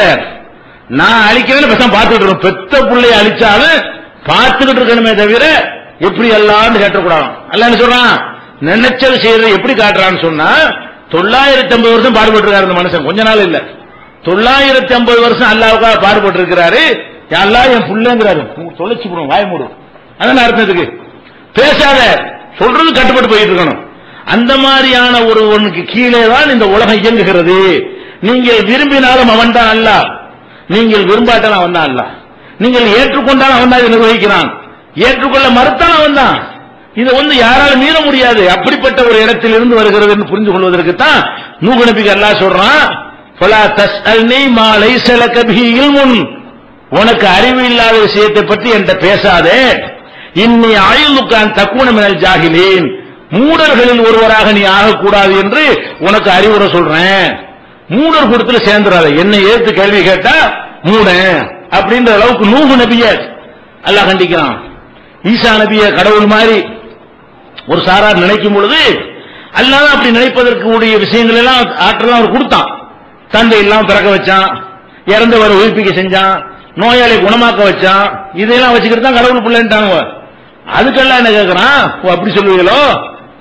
அல்லாஹ் கேட்கிறான், இன் அராத அன் யுஹ்லிகல் மஸீஹ இப்ன மரியம, மரியமுடைய மகன் மசீஹ் என்ற ஈசாவையும், ஓ உம்மஹு அவருடைய அம்மாவையும், ஒமன் பில் அருள் ஜமியா இந்த பூமியில உள்ள அத்தனை பேரையும் நான் அழிக்க நாடித்தா எவன்டா காப்பாத்துறது? உங்களுக்கு ஈசா கடவுளா? அவரையும் அழிப்பேன், எவனும் பேச முடியாங்க. மரியம் உங்களுக்கு கடவுளா? அவங்களையும் அழிப்பேன், யாரும் பேச இயலாது. பூமியில் உள்ள அத்தனை பேரையும் அழிப்பேன், என்னை எதிர்க்க முடியாதுன்னு விளங்கிக்கிறான்ல. அப்ப ஈசா நபி அவ்வளவு இறை தூதரா தேர்ந்தெடுத்து இவ்வளவு ஆற்றலையும் கொடுத்துட்டு அவரை கடவுள் நினைக்கும் போது அல்லாஹ் சொல்ற வார்த்தை என்ன? நான் நினைச்ச அவரையும் அழிப்பேன், அவங்க அம்மாவையும் அழிப்பேன், ஹலாக்காக்குவேன், நாசமாக்குவேன் அப்படின்னு சொல்லி காட்டுறான். ஆனா ஆதம் அலைஹிஸ்ஸலாம் முதல்ல படைக்கிறான். பெரிய நம்ம பார்வை பெரிய மிஸ், ஒரு மரத்தை திங்க கூட பெரிய மேட்டரா அப்படி நம்ம நினைப்போம். சொல்லு கேட்டு வெளியே போறான். ஆதமா இருந்தா என்ன, என் கையால படைச்சா என்ன, அது அப்படி சொல்றான். என் கையால் படைத்தேன்கிறான். அவரை எல்லா விதமான பாக்கியத்தையும் கொடுக்கிறான். அப்ப மலக்குகளோட போட்டி வச்சு அவரை ஜெயிக்க வைக்கிறான். அவள் அறிவையெல்லாம் கொடுத்து இத்தனை வருஷமா அல்லாஹ்வை வணங்கிட்டே இருந்தாங்க. அல்லாஹ் உங்களுக்கு அவங்களுக்கு அந்த பதில் தான் சொன்னான். மலக்கு கேட்டு பார்த்தாங்கல்ல, யா அல்லாஹ் நாங்க உன்னை தஸ்பீஹ் செஞ்சுக்கிட்டு இருக்கிறோமே, அது பண்ணிட்டு இருக்கிறோமே, உனக்கு தெரியும் எனக்கு தெரியும், வாய் மூடு. அது அல்லாஹ்வுடைய பதில் இருக்கு. பேசக்கூட நினைச்சா இப்படியும் படைக்குவேன், வணங்கிக்கிட்டே இருக்கிற மாதிரி உன்னையே படைப்பேன், வணங்காம சைத்தான்களை பண்ணக்கூடிய வணங்கி செய்வனா படைக்குவேன், அதுக்கே நீயா இருக்கிறான்ல. அப்ப மலக்குகள் வாயை திறந்தாலும் கண்டிக்கிறான். ஆதம் அலைஹிஸ்ஸலாம் தப்பு செஞ்சவன ஒரு தப்பு நல்ல உடல போவலியா, அவ்வளவுதான், கேட்க முடியாது. அவன் நினைச்சது செய்யக்கூடியவனாக இருக்கிறத பார்க்கிறோம். அதே மாதிரி இப்ராஹிம் அலைஹிஸ்ஸலாம் அல்லாஹ்வுடைய ஃப்ரெண்ட் தான். அவர் ஒரு ஆளு தான் அல்லாஹ்வுடைய நண்பர்னு அல்லாஹ் என்ன செய்யறான் சொல்லி காட்டுகிறான். அவங்க வாப்பாக்கு என்ன பண்ணி, யா அல்லாஹ் எங்க வாப்பா மன்னிச்சிருன்ட்டாரு. புடிச்சா புடி என்னது வாப்பா பண்ணிக்கிறதா? உன் தகப்பனார் கெட்ட கொள்கையில் இருக்கிறாரு, என்ன ஏத்துக்கிறது, அவர் மன்னிக்கணுமா? அவன் கடுமையை காட்டணும்னு நினைச்சாரு. யா அல்லாஹ் நான் தெரியாம செஞ்சுட்டேன், எங்க வாப்பாவுக்கு உள்ள மன்னிப்பு கேட்டு வாபஸ் வாங்கிக்கிறேன்ட்டாரு. அப்ப அல்லாஹ் அவன் நினைச்சதான் செய்யும். அவன் நினைச்சதுக்கு மாத்தணுமா? இப்ராஹிம் நபி சொல்றாங்க, நம்ம கூட்டாளியாச்சே, ஃப்ரெண்ட் ஆச்சே, பிள்ளை எல்லாம் சொன்னோன்னு அறுக்கிறதுக்கு தயாரானாரு. அப்படி காட்டுல கொண்டே பாலைவனத்தில் கொண்டே கொண்டாடி விட்டாரு, என்ன செஞ்சாலும் அப்படி கட்டுப்பட்டாரு. சரி இப்ராஹிம் வாப்பா கொண்டு கேட்டுக்க அல்லாஹ் சொன்னா, நான் நினைச்சதுதான் கேட்கணும், உனக்கெல்லாம் விருப்பம் கிடையாது இப்படின்னு சொல்லி அந்த இப்ராஹிம் நபியுடைய அருளுக்காக வேண்டி ரசூலுல்லாஹ் ஆசைப்பட்டாங்களோ அந்த மாதிரி அருள் செய்யணும்னு அந்த இப்ராஹிம் நபிக்கு என்ன செய்யறான்? 9:114 எடுத்து பாத்தீங்கன்னா, மாகான இஸ்திக்பார் இப்ராஹிம் அலி அபிஹி இல்லா மௌஇதத்தின் வாதக ஐயாஹு, தகப்பனுக்கு வாக்களித்த காரணத்தினால் மன்னிப்பு தேடிவிட்டார். பலம்மா தபையன அன்னஹு அதுவும் இல்லா, தகப்பனார் அல்லாஹ்வுடைய எதிரி என்று தெளிவான பொழுது தபர்ரா மின்ஹு, விலகி கொண்டார், வாப்பாவை விட்டு விலகி விட்டார். அதான் உத்தரவு. அல்லாஹ்வுடைய என்னது, நினைச்சதை நான் செய்வேங்கிற காட்டுறானா இல்லையா?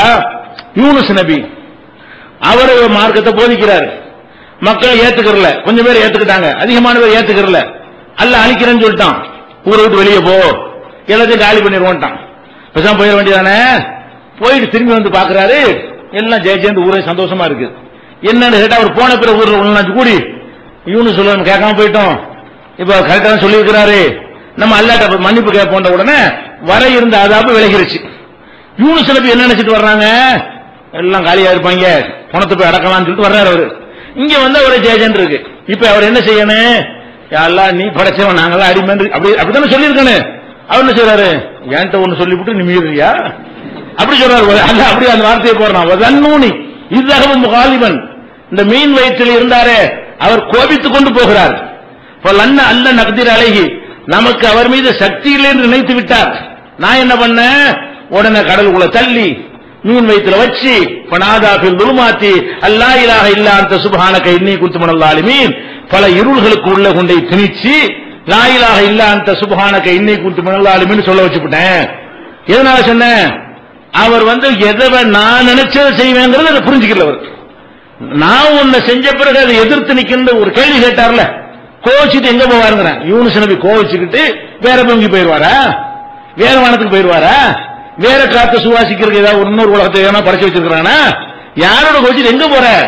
அப்ப என்னோடு கோவித்துக் கொண்டு போனாருன்ற உடனே அவர் மேல உள்ள கோபம் எந்த அளவுக்கு வருதுன்னு கேட்டா, ரசூலுல்லாஹி அல்லாஹ் உத்தரவுனா வலாத்தகுன் கசாஹிபில் ஹூத், யூனுஸ் மாதிரி ஆயிராத.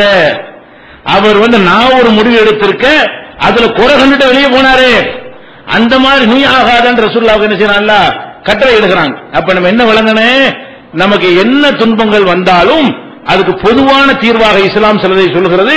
அதுல ஒரு தீர்வு இப்ப சொல்லியிருக்கோம், ஒரு தீர்வில் பாதி சொல்லியிருக்கோம். ஒரு தீர்வு என்னது, இது பெரிய இடத்து விஷயம். முதல் தீர்வு என்னது, நமக்கு எது நடந்தாலும் பெரிய இடத்து விஷயம். பெரிய இடம் என்றால் எதை வேண்டாலும் செய்வதற்கு ஆற்றல் உள்ளவன், எதை வேண்டாலும் நினைச்சதை செய்து முடிக்கிறவன், அப்படிப்பட்ட இடத்திலிருந்து வருகிறது. இன்னும் இது சம்பந்தமான செய்திகளை இன்ஷா அல்லாஹ் அடுத்தடுத்த நாட்களில் பார்க்கலாம். அஸ்ஸலாமு அலைக்கும்.